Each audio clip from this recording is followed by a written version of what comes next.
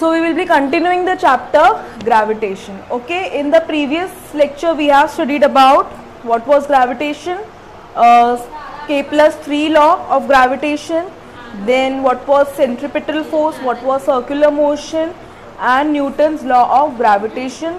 We studied about the high tide and low tide, and also we studied about the Earth's gravitational force. Okay, all this we have covered in the previous lecture. Now we will be starting with Earth's gravitational acceleration. Okay, we will derive what is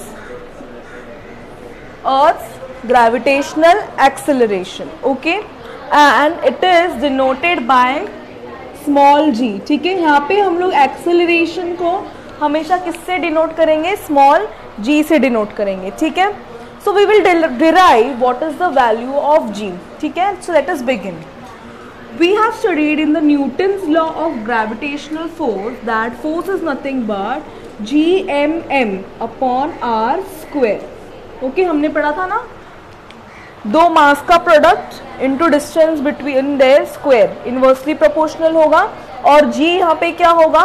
constant, that is constant of gravitation. Okay, we have studied in the previous lecture where capital M is the mass of the earth and small m is the mass of the another planet or the sun, whatever it is. Okay, and r square is the distance between those two planets. Okay, so that is the force.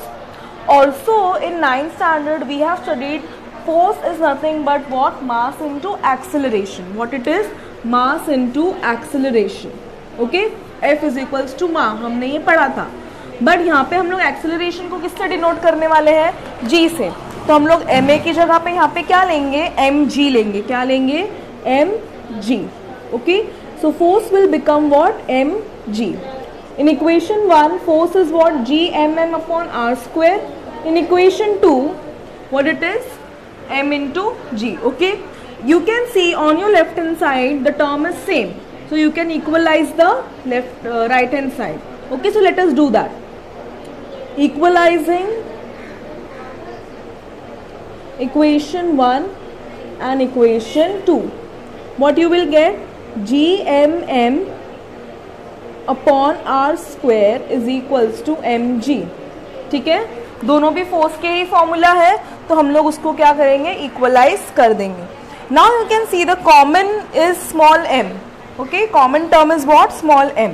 So that will be cancelled here. तो हमको ये g क्या मिलता है? Small g is nothing but gm upon r square. What it is? gm upon r square. Now all this values are fixed. ठीक है, ये क्या है? Radius of the earth. ये क्या है? ग्रेविटेशनल कांस्टेंट, इसकी वैल्यू भी पता है. And this is nothing but mass of the earth. ये तो फिक्स्ड ही रहने वाला है. So after substituting all these three values you will get g as 9.76 something 78. क्या मिलता है हम लोग को? g 9.78.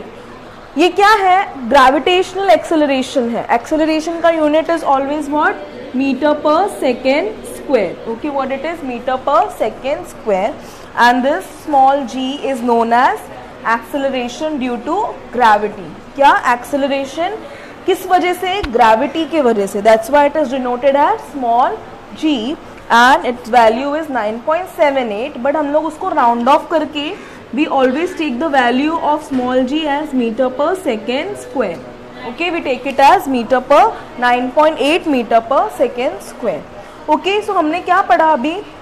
Earth's gravitational acceleration. ठीक है, नॉर्मली जो एक्सेलरेशन होता है वही है, बट खाली हम लोग डिनोट किससे करने वाले हैं? उसको g से करने वाले हैं. Okay, in this chapter only we studied कि फोर्स का फॉर्मूला क्या है? gmm upon r square.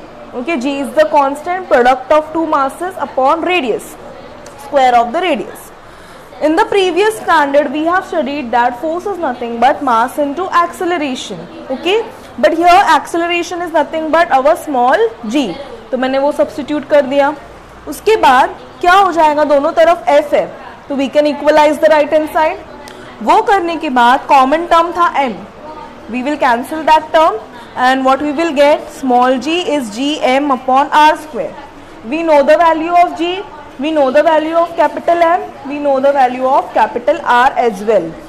After substituting all these values, the answer comes out to be 9.78, ठीक है, मीटर पर second square, and g is nothing but 9.8 meter पर second square, which is fixed, ये change होने वाला नहीं है. तुम कहीं पर भी जाओ, g मतलब 9.8 ही होगा मीटर पर second square. Okay, this is known as what. We studied the value of what, acceleration due to gravity, ठीक है. But it is not necessary that everywhere on the earth this value is going to remain same.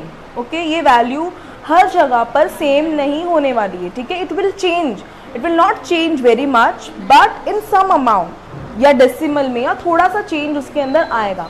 अब वो कैसे आएगा, कितना आएगा, कब आएगा, we will going to study that. Okay, and that is known as what, factors affecting acceleration due to gravity. Okay, factors affecting acceleration due to gravity.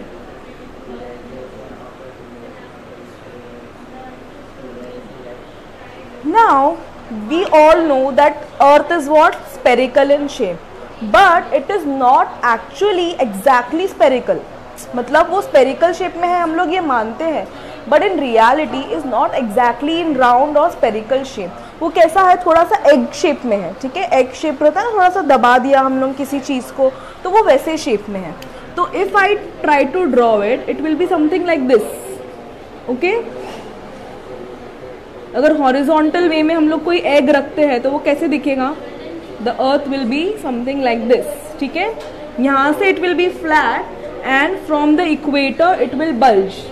Okay, equator के पास वो थोड़ा सा ज़्यादा होगा, और दोनों पोल्स, नॉर्थ और साउथ पोल्स के पास it will be little flat. Okay, इतना समझा. अब ये चीज़ ग्रेविटी पे कैसे अप्लाई होगी, लेट्स सी. ग्रेविटी सबसे ज़्यादा कब होगी, जब हम लोग अर्थ के पास होंगे, ठीक है. Whenever we will be very much close to the earth surface, gravity is going to act there. Okay, so now let's suppose I am on the north pole, ठीक है. I am standing here. okay, तो centre कहाँ है इस अर्थ का, यहाँ पर है. Okay, I always told that gravity मतलब क्या है, अर्थ सेंटर की तरफ पुल करने की कोशिश करेगा, ठीक है. समझो कि सारी ताकत अर्थ की सेंटर में है, इधर. ओके, तो मैं यहाँ पर खड़ी हूँ, ठीक है. I am standing over here on the north pole, exactly on the north pole. So you can see the radius of the earth is little less ना कंपेयर टू दिस. अगर मैं इक्वेटर पे हूँ, यहाँ पे हूँ, okay, the distance is more, and here समझो यहाँ पे अगर है, समझो 10, तो यहाँ पे होगा 12. Okay, hypothetically I am saying कि सपोज यहाँ पे रेडियस 10 है, तो यहाँ पे कितना होगा, 12, थोड़ा सा ज़्यादा होगा कंपेयर टू दिस, ठीक है. So if I am on the north pole, okay, तो ग्रेविटी का जो असर है वो सबसे ज़्यादा होगा, ठीक है. 9.8 था ना कुछ, तो ग्रेविटी का वैल्यू कांस्टेंट, तो यहाँ पे 9.87 ज़्यादा होगा थोड़ा.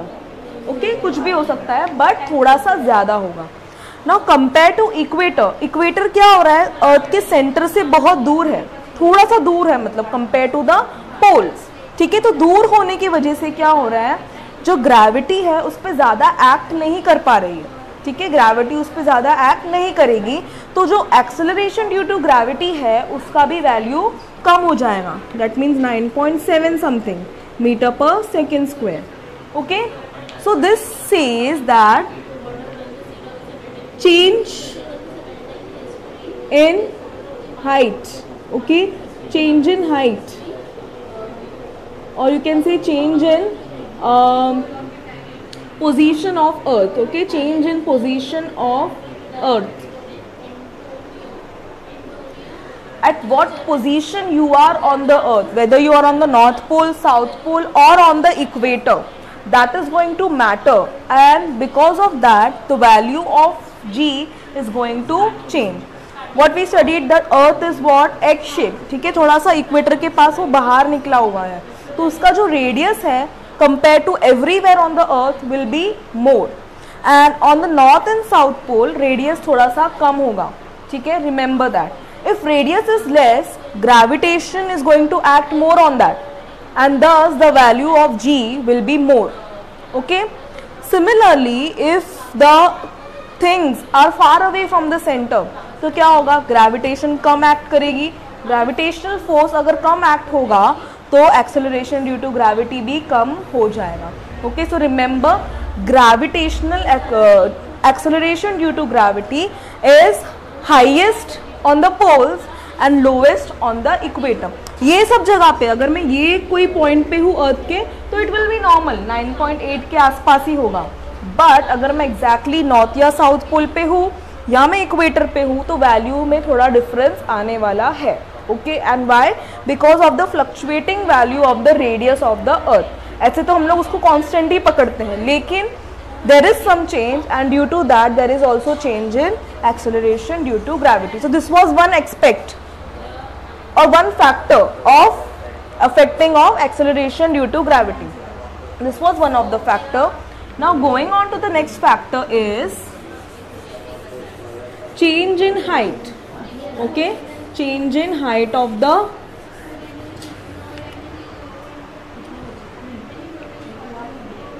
object. Change in height of the object.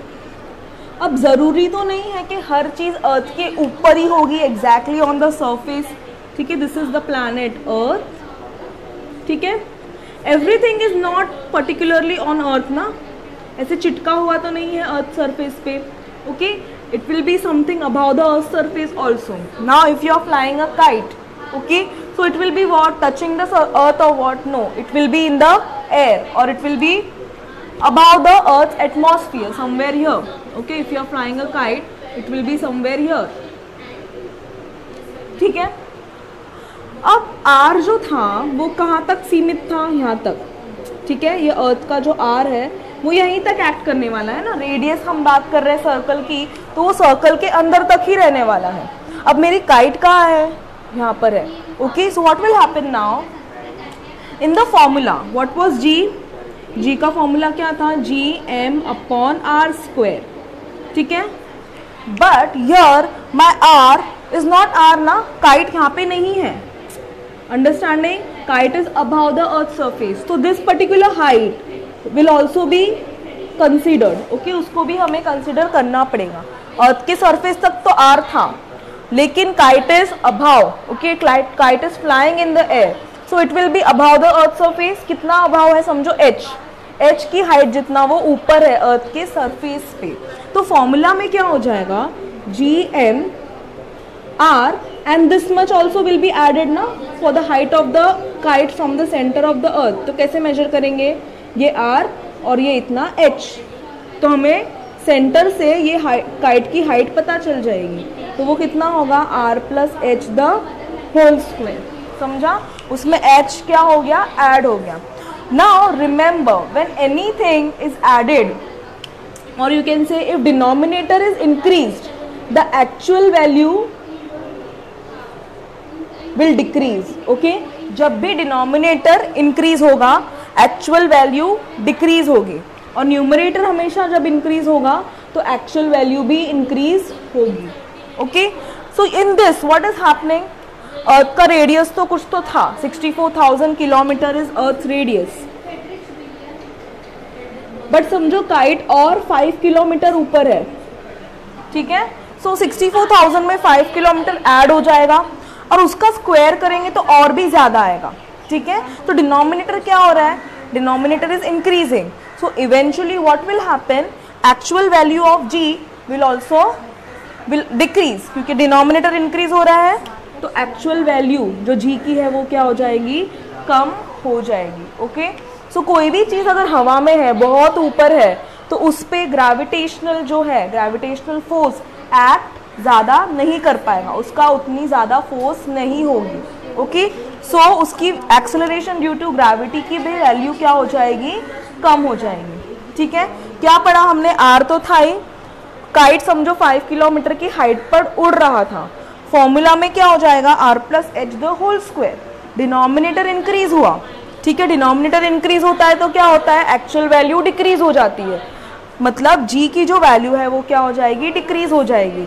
समझो 9.8 थी तो 9.67 ऐसी कुछ हो जाएगी। ओके, तो this is one of the factor. जैसे जैसे हम अर्थ के ऊपर ऊपर जाते रहेंगे, जैसे ही हमारा अर्थ सरफेस से हाइट बढ़ते जाएगा, वैसे वैसे जी का वैल्यू डिक्रीज होते जाएगा। Now if you try to calculate acceleration due to gravity of a aeroplane flying in the sky, it will have very less acceleration due to gravity, around 8 point something, 9 भी नहीं 8 point में हो जाएगा वो, ठीक है, क्योंकि वो अर्थ के बहुत ज़्यादा ऊपर है, many kilometers above the earth it is. Okay, that's why its value will be very less, okay, compared to the things which are on the surface of the earth.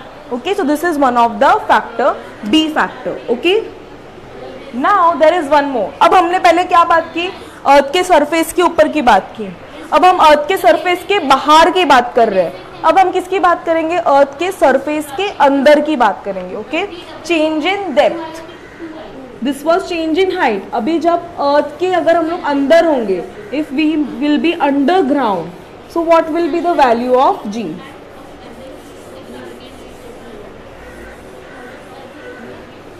Okay, this is the third aspect or third factor, change in depth. Okay, again there will be earth, ठीक है। So what is the formula for G? G is nothing but gm upon r square. Okay, this is my r, okay, center of the earth. Suppose the person is somewhere here on the earth, ठीक है, वो कहाँ पर है, earth के समझो अंदर है, कितना अंदर है, समझो h, ठीक है, तो r में से इतना हाइट कम हो गया ना, सरफेस तक r था, लेकिन वो पर्सन कहाँ पर खड़ा है, यहाँ पर खड़ा है, तो r की वैल्यू कम हो गई, ठीक है, तो क्या हो जाएगा, पहले वाले में हम लोग ने r प्लस h किया था, अब हम क्या करेंगे, r माइनस h करेंगे। ओके, तो हम लोग क्या कर रहे हैं, डिनोमिनेटर डिक्रीज कर रहे हैं, तो एक्चुअल वैल्यू क्या होनी चाहिए, इंक्रीज होनी चाहिए, मतलब actual value should increase. Okay, the person is standing below the earth at particular height h, तो r क्या हो गया, कम हो गया। ओके, r कम हो गया मतलब डिनोमिनेटर कम हो गया, डिनोमिनेटर कम हो गया मतलब एक्चुअल वैल्यू जो g की है वो बढ़ जाएगी। समझो वो 9.8 है तो 9.9 हो जाएगी, 9.98 हो जाएगी। But this is not the scene. What happens is, अगर समझो ये मास क्या है, ये अर्थ का मास है ना, ये आदमी कहाँ खड़ा है, यहाँ पे खड़ा है, मतलब वो अर्थ का इतना पोर्शन छोड़कर खड़ा है ना, तो ये अर्थ का जो इतना एरिया है, ऑल दिस एरिया का जो मास है वो कम हो जाएगा। क्या हो जाएगा, इतने एरिया का जो मास है वो हम लोग अभी कंसिडर नहीं करेंगे, क्योंकि दिस पर्सन इज डेप्थ, अर्थ के नीचे है वो इतने डिस्टेंस पे, तो अर्थ के ऊपर जितना भी मास है वो अभी कैलकुलेट हम नहीं करेंगे, वो हम लोग कंसिडर नहीं करेंगे। तो what will happen, height denominator decrease हुआ, उससे एक्चुअल वैल्यू इंक्रीज होनी चाहिए, ठीक है, बट अगेन m किस में है, न्यूमरेटर में। न्यूमरेटर अगर कम हो रहा है, देखा हम लोग ने, समझो ये स्मॉल m है या this is m1, capital M1, ये इतना कैपिटल M1 कम हो गया, तो what will happen now, g m minus M1 upon r minus h the whole square. ये हो गया फॉर्मूला। क्या हो गया फॉर्मूला, g पहले ये था लेकिन रेडियस की वैल्यू कम हो गई बाय h, और तो और अर्थ का मास भी कम हो गया बिकॉज वो अंदर था करके, तो क्या हो गया, न्यूमरेटर भी कम हो गया, डिनोमिनेटर भी कम हो गया, तो एक्चुअल वैल्यू में कोई भी चेंजेस नहीं आएंगे। क्यों नहीं आएंगे, बिकॉज अगर डिनोमिनेटर कम होता है तो एक्चुअल वैल्यू बढ़ना चाहिए, लेकिन न्यूमरेटर कम होता है तो भी एक्चुअल वैल्यू डिक्रीज होना चाहिए। अब ये इंक्रीज और डिक्रीज दोनों होगा ना तो कोई भी चेंजेस नहीं आएंगे। समझो I am standing here, my friend is standing here, we both are pushing cupboard on the opposite side, तो वो कबर्ड हिलेगा नहीं हिलेगा। तो सेम अगर g का वैल्यू समझो 0.2 से बढ़ रहा है, किसकी वजह से, ये h की वजह से, क्योंकि h कम, r में से ये h कम हो गया और ये मास भी कम हो गया, और मास की वजह से क्या हो रहा है, वो 0.2 डिक्रीज हो रहा है। 0.2 इंक्रीज हुआ, 0.2 डिक्रीज हुआ, मतलब कुछ फर्क ही नहीं आया ना उसके अंदर। तो कोई भी जब चीज़ डेप्थ में होगी ना तो उसके ग्रेविटेशन की वैल्यू पे असर नहीं करेगा। क्यों नहीं करेगा? Because there will be change in both the things, radius also and mass also. ठीक है, इस वजह से जी के वैल्यू में कोई चेंजेस नहीं आएंगे। ठीक है, so these are the factors affecting the value of g, that is acceleration due to gravity. So in short,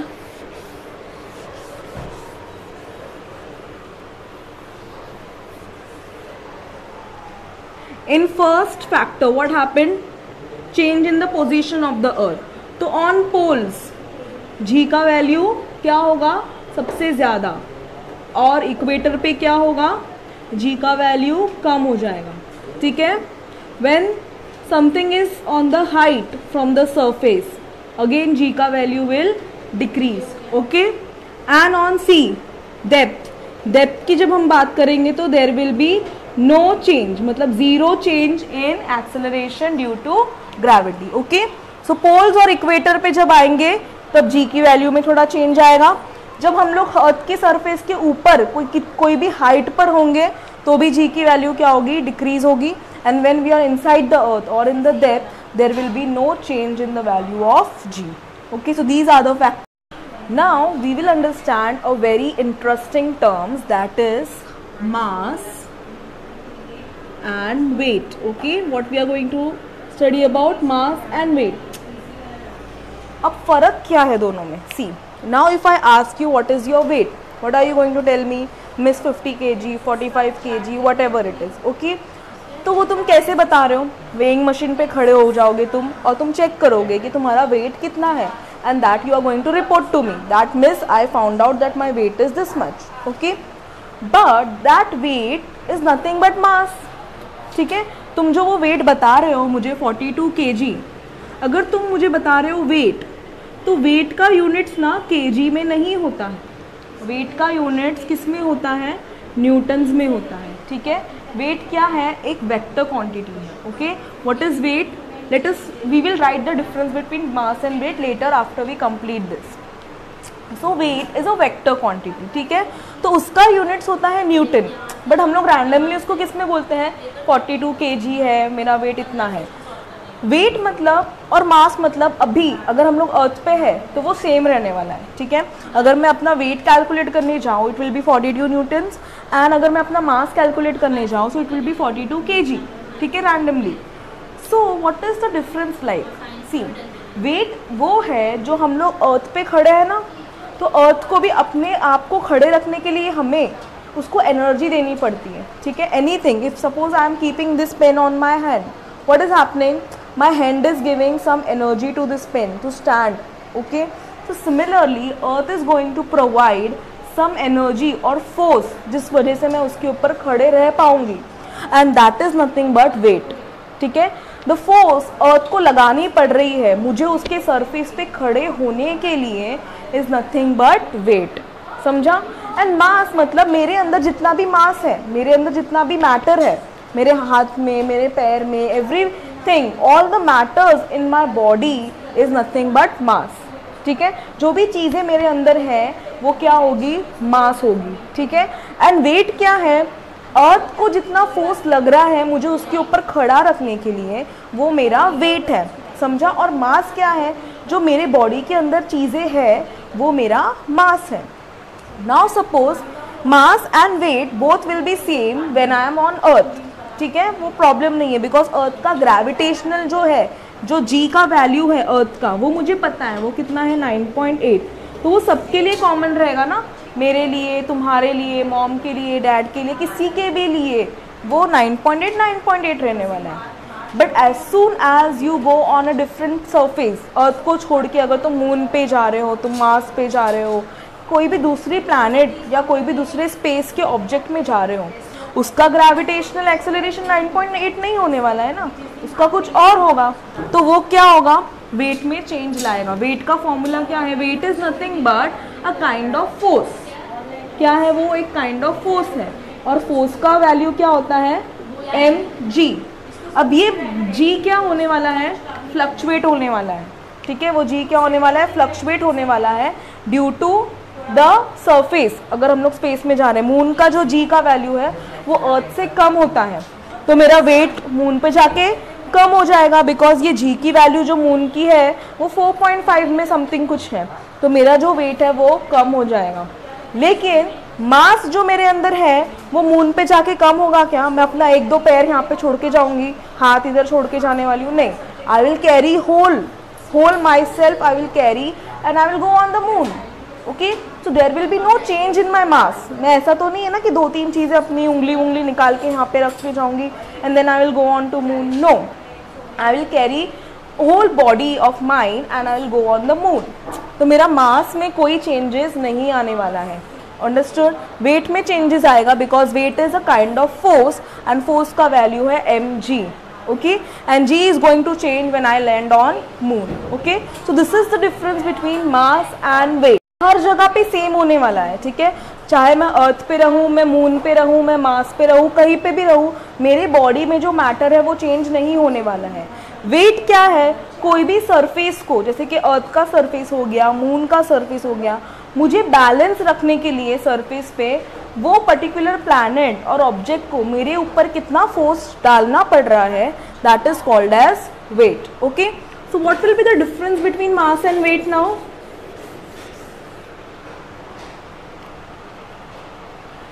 Mass is actual matter in the body, actual matter in the body, and weight is force required to balance the object on the surface. Okay, mass is what, actual matter in the body, and weight is what, force required to balance the object on the surface. Now mass I told, उसको कोई direction नहीं चाहिए ना, अब मैं बैठ के मेरा वजन करूँ या मैं खड़े रह के वजन करूँ, it will be same only ना, है तो मैटर मेरे अंदर उतना ही, तो it is what, mass is a scalar quantity, what it is, a scalar quantity, उसके लिए कोई डायरेक्शन की ज़रूरत नहीं है, मैं कैसे भी रह के अपना मास कैलकुलेट कर सकती हूँ। बट वेट के लिए it is very necessary that I stand perpendicular to the earth surface, okay, then only it will show the proper weight, ठीक है। अगर मैं हम लोग वजन करने जाते हैं, हमको क्या बोलते हैं, स्ट्रेट खड़े रहो, फेस को ऐसे रखो, क्यों, परपेंडिकुलर खड़े रहने बोलते हैं ना, why, because it will show the correct weight, earth को कितना फोर्स लग रहा है मुझे करेक्टली खड़े होने के लिए, तो हम लोग ऐसा ऐसे करके हम लोग खड़े नहीं हो सकते, it will be a weight में जो है थोड़ा फर्क आ जाएगा, ओके। तो now direction is important, and when the word direction comes, there comes the word vector, so weight is a vector quantity, okay, weight is a vector quantity। अब दोनों के, हम लोग अभी अर्थ पे ही है ना, तो हम लोग दोनों का यूनिट सेम ही समझते हैं, मास और वेट का, बट एक्चुअल में the unit of mass is what, kg, ऐसा unit is what, kg, and weight का कितना है वो, न्यूटन, ऐसा unit of weight is newton, because it is a kind of force, और फोर्स का ऐसा यूनिट हमेशा क्या होता है, न्यूटन होता है, okay. And mass will be same everywhere, and weight will change by changing the place or the position, okay। जैसे हमने अभी factors affecting acceleration due to gravity की बात की, तब जी की वैल्यू में फ़र्क आ रहा था ना, तो उसकी वजह से वेट पे भी फ़र्क आएगा, ठीक है। अगर देखो कभी न्यूज़पेपर वाला रद्दी वज़न करने आता है, तो हम लोग की मम्मी लोग बोलते हैं ना, अरे भैया नहीं, बराबर नीचे रख के वज़न करो उसका, हवा में मत करो, क्यों, क्योंकि उससे वेट में क्या होता है, थोड़ा सा फ़र्क आ जाता है। अब if you take a weighing machine and you calculate your weight on the ground floor, that same machine you take on the terrace and you weight your वजन करो वहाँ पे, okay, calculate your weight, there will be a minor difference, 100-200 gram का you will find a difference. Why? Because weight depends upon the g, that is acceleration due to gravity. तो उसमें थोड़ा सा फर्क आएगा, ठीक है. And also when you travel in the lift और इन एन एक्सकलेटर, तो क्या होता है, वेटलेसनेस फील होती है ना हमको, जैसे कि लिफ्ट ऊपर जा रही है तो हमको लगता है अरे मेरे स्टमक में ब्लोटिंग हो रहा है और something like that. Why? Because तभी हमारे ऊपर ग्रेविटेशनल फोर्स एक्ट नहीं कर रही है, हम अर्थ के ऑपोजिट डायरेक्शन में जा रहे हैं ना जब हम लोग ऊपर जा रहे हैं, तो क्या हो रहा है, हम ग्रेविटेशनल फोर्स जो हमारे ऊपर है वो धीरे धीरे कम एक्ट कर रहा है. तो as soon as you reach at a very particular height, 2-3 floor तक हम पहुंच जाते हैं, तो वेटलेसनेस फील होने लगता है. इट्स लाइक कि हम लोग के ऊपर कोई फोर्स एक्ट नहीं कर रहा है, हमारी बॉडी एकदम फ्री है. क्यों? बिकॉज ग्रेविटेशनल हम पे एक्ट, ग्रेविटेशनल फोर्स हम पर एक्ट नहीं कर रहा है. That's why when you travel in a lift at a higher storage और higher floors, you feel what? Weightlessness. Okay, and this is how the weight changes by changing the position. Okay, so this is the difference between mass and weight.